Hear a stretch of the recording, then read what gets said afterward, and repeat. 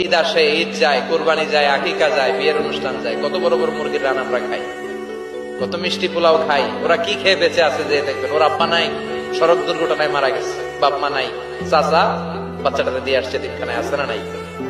ওরে আদর করার কেউ নাই।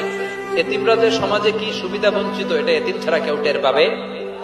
আপনি সুযোগ হলে যাবেন, কিছু টাকা দিয়ে আসবেন, মাথায় হাত বুলিয়ে দিবেন, আপনার ঘরটারে জান্নাতি ঘর বানায় দিবেন। কে? হুজুর আপনি যে বললেন তাহাজ্জুদের নামাজ পড়ে প্রেমিকা চাওয়া যাবে না, কিন্তু হাদিসে তো আছে নেককার স্ত্রীর জন্য তাহাজ্জুদের নামাজ পড়া যাবে। তা দেখছেন কি বাপরে বাপ, কি বড় আলেম। তাহাজ্জুদের নামাজ পড়ে আমি বলবো যে ইয়া আল্লাহ আপনি আমাকে এমন স্ত্রী সন্তান দান করুন যা দেখে আমার চোখ জোড়াবে, এটা হলো এটা।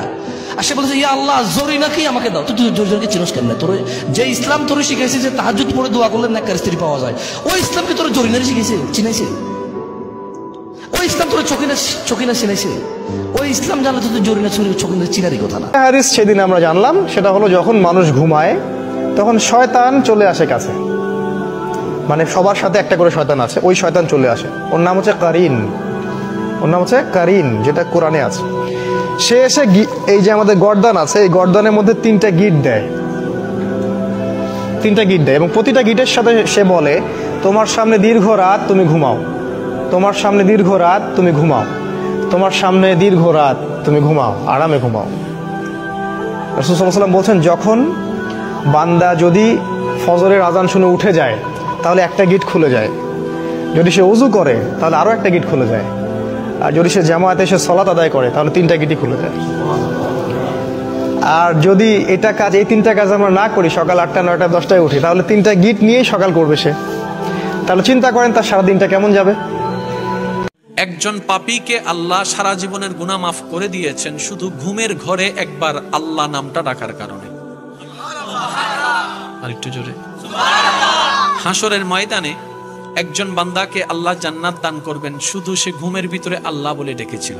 তো ফেরেশতা জিজ্ঞেস করবে ইয়া রাব্বে কারীম, সে তো যে আমলটার কারণে তুমি তাকে জান্নাত দিচ্ছ, এত গুনার উপর ভারী করে যে নেক আমলটাকে বানিয়েছো তুমি, আল্লাহ সেই আমলটা হচ্ছে তোমার নাম ডেকেছে, আর তোমার নামটা তো সে স্ব ইচ্ছায় ডাকেনি, ঘুমের মধ্যে ডেকেছে, ঘুমের মধ্যে ডেকেছে, ঘুমের ঘরে ডেকেছে। রব বলে যেভাবেই ডাকো নাম তো আমারটাই ডেকেছে, যেভাবে ডাকুক নাম তো আমারটাই ডেকেছে, নাম তো আমারটাই ডেকেছে, আর আমি তার ওই নামটা টাকাকে কবুল করেছি। ও ফেরেশতা, এক পাল্লায় সেই নামটার ওজন রাখো, আরেক পাল্লা তার সারা জীবনের গুনাহকে রাখো। সেই দিন হাসরের ময়দানে ওই একটা নাম ডাকাটাই ভারী হয়ে যাবে। সুবহানাল্লাহ। আমরা নিজের চোখে নিজের বড় মনে করি, এরকম ডাকাইত আছে না নাই? নিজেরাই নিজে মনে করে কত বড় সাহেব, লাট সাহেব। মান তাওয়াদাআ তারাফা, এটা হচ্ছে সুন্নাতুল্লাহি ফিল আরদ। মান তাওয়াদাআ তারাফা, যে নিচে নেমে থাকতে চায় আল্লাহ ওরে টেনে উপরে উঠায়, আর যে খালি উঠতে চায়, হিংসা করে অহংকার করে উপরে ঠেলতে চায়, ওরে নিচে নামায় দেয় কে? আল্লাহ পাক বলেছেন, শোনেন, আল্লাহ পাক বলেছেন কিয়ামতের মাঠে আল্লাহ পাক বলবেন, নিজেই বলবেন যে আইনা মুতাহাবুনা লিজালালি, আমার ইজ্জতের জন্য যারা পরস্পরকে ভালোবাসতো এরা কোথায়? আল্লাহ পাক ঘোষণা করবেন কোথায় তারা, যারা আমার জন্য পরস্পরকে ভালোবাসতো। আল্লাহ বলবেন আলিয়াউমা, আজকে, আজিল্লুহুম, আমি ওদেরকে ছায়া দিব, ফি জিল্লি, আমার আরশের ছায়ায়। বলেন সুবহানাল্লাহ।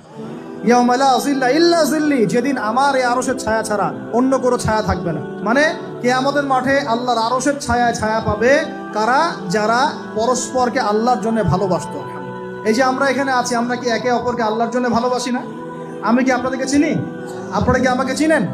এই যে আপনারা আলেমুন আমাদেরকে ভালোবাসেন, ইসলামকে ভালোবাসেন, কিসের জন্য বাসেন?